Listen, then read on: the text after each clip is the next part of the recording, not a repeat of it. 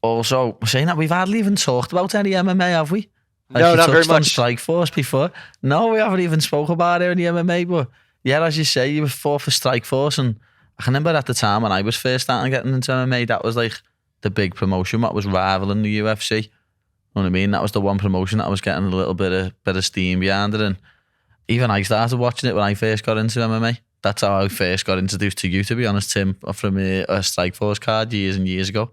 Yeah, man, they put on a great show. Scott Coker was was the Dana White of Strikeforce, and I loved fighting in rings. I loved fighting. And man, if you could let me fight in a phone booth, I'd fight in a phone booth. I loved fighting, not in this kind of like, the UFC now is pretty polished, right? Yeah. That with the cage, it's to keep people standing. We got little lips that are at the very end that you can slide your foot in, so it makes it a little bit harder to finish a takedown. All of these things are very strategically designed. Back in the dark ages, we didn't have any of that. Like maybe it was a 3-rope ring, maybe it was a 5-rope ring, maybe it was a tiny little octagon, maybe like maybe we're just we're in an open floor, like during the Pancrase era. Like we weren't in rings, we weren't in cages, we were just like in a big wrestling mat, and it was a blast.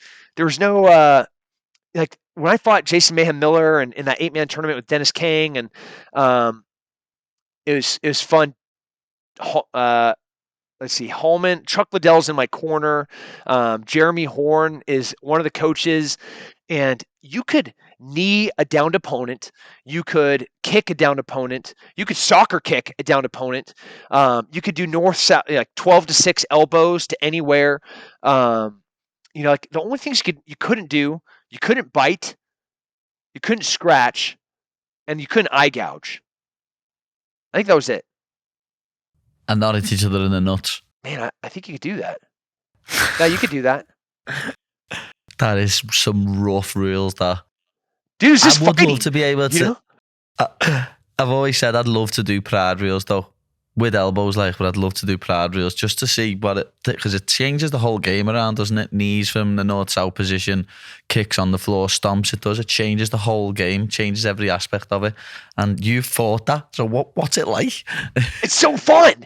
It's like it's a freaking fight, as MMA is now, it's curated to make it palatable to everybody. But it was so raw, it was so visceral, it was so it felt uncontrollable. And that was one of the favorite parts about it, is like you're riding the lightning. Like I'm hopping on the biggest bull on the planet, I'm wrapping my hands, and this thing is going to have a cattle prod stuck up its butt, and we're going to go. Like that's what it felt like. And back to that spectrum of the elation of victory and the pain of defeat, it was just so surreal to be in these I'm saying extraordinary. I don't know. Some of them weren't extraordinary. Some of them were dungy, gross, sweat-filled. There's like, when a bar dumpster behind the like the dumpster water that comes out from behind a bar, what that smells like behind a pub. Yeah, it's like the worst smell ever. I fought in places that smelled like that.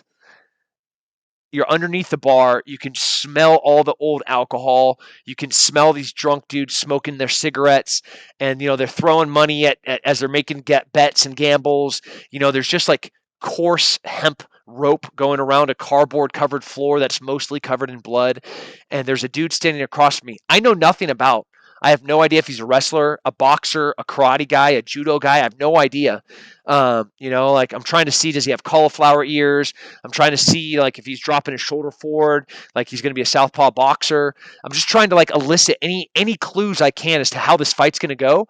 And then they say fight. And then you fight. It's so fun. It must have literally been like having a fight with someone off the street, but someone that is confident in themselves that they can actually fight. Yeah, it's exactly nowadays what it is. we get breakdown videos of our opponents, and we get to see all sorts of different archive footage. We have to know what we're expecting. With you yourself, you were going into the unknown. Yeah, Yeah, and it's fun now to see these elite athletes, as your study tape and as you go out there and you put on the performances that you've been putting on. They're so exciting because you can see all of the hard work in your training camp, and your game plan being executed in real time. That's awesome. But there's also something about, you know, there's the Vanderlei Silva that we saw fight in the UFC, boring, diluted. And then we saw the Vanderlei Silva that fighted in Pride. Like he's sitting there rubbing his knuckles like this. His forehead is coming over his eyeballs. His steroid out neck is just his veins are bulging. He looks like he's like, for the love of God, nobody throw a weapon in the ring because he will take it and murder everyone. His name's the Axe Murderer. And then the fight starts, and he's head stomping dudes. He's soccer kicking dudes. They're shooting singles. Dudes' arms are getting broken. Freaking what's awesome. Awesome. Awesome. It is. I don't normally use the word awesome, but Tim, you're right. That is awesome. It is. So, what do you think of the sport, the way it's developed then? Obviously, do you think it's in some ways you think it's a good thing, in some ways you think it's a bad thing? Yeah. I miss the lightning and the excitement of the unknown.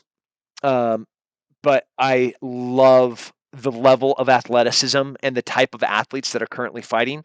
Like these are the most elite athletes on the planet. I don't care what sport you're talking about.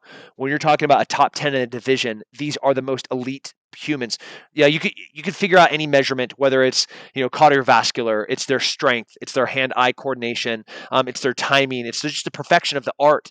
Any one of those individual measurements, I think you'd be able to pose a pretty good argument that these are the most elite athletes on the planet. So that's really cool, and the exciting finishes that we're seeing now, and how competitive it is at the top. Like the top 5 guys on any given day could beat each other depending on who's perfectly ready for that moment. I love that about this current version of the sport. And I think it's just the old violent geezer in me that misses the uncontrollable rawness. Yeah, as you say, it was special back then because it was raw and it was, you didn't know what you was expecting. It was the unknown, but now it's just a different level of athlete. Like, it's ridiculous. Like, back in the day, you'd see mismatches on cards. Nowadays in the UFC, every fight's a very, very well matched fight, and you Yeah. don't really see any more gimme fights. No. And there's not, as a matchmaker, um, Shelby could look at a card and stylistically, you used to be able to like match guys where I'm going to take a good wrestler that has really good dominant jujitsu and I'm going to pair him up with a guy that has bad takedown defense. And I know who's going to win, or I take the striker, the Chuck Liddell type that has great takedown defense. He has super heavy hands and I'm going to put him against the jujitsu guy that doesn't have takedowns. I know that Chuck's just going to knock him out. And, it gets so predictable in that era. Now, everybody's good at everything, and you don't know if a submission is going to happen any moment, if a knockout is going to happen any moment. It's just another amazing thing about this era of mixed martial arts. A guy can win a fight any way, anytime, and it's awesome. Yeah, it is.